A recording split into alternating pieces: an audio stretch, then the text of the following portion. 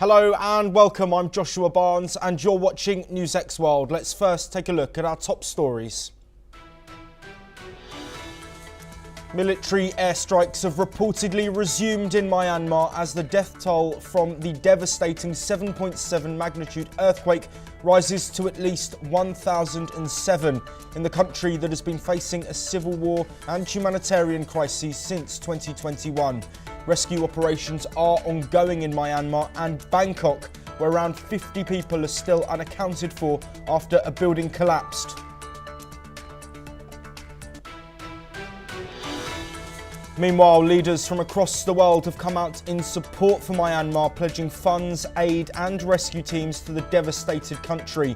US President Donald Trump has vowed to support the nation despite cutting US aid, while Russia, China, India, New Zealand and South Korea are among the nations who have already sent support to Myanmar.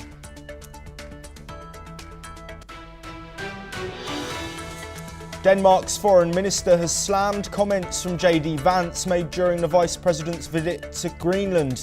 US President Donald Trump says the US needs the country for its international security, while Putin appears to endorse the US over their comments on the Danish-ruled autonomous island.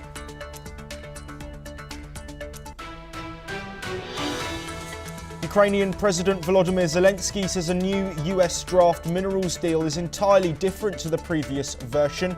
It requires further assessment by lawyers, he says.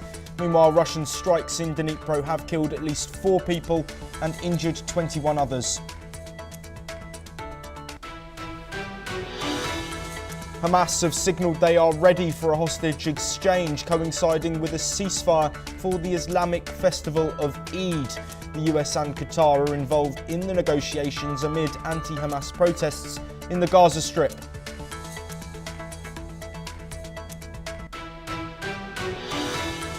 Israel has struck southern Beirut for the first time since the November Hezbollah ceasefire, after rockets targeted Israel from Lebanon.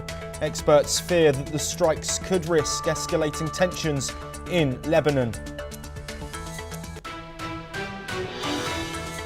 New Canadian Prime Minister Mark Carney says US President Donald Trump respected Canada's sovereignty in their first phone call since Carney was appointed as leader of the Liberals and Prime Minister. Trump said the call was extremely productive, though Carney has signalled that retaliatory tariffs will still go ahead. China says that it has conducted a military patrol in the South China Sea. This comes as US Defense Secretary Pete Hegseth visited the Philippines, discussing rising tensions in the region while pledging support for Manila.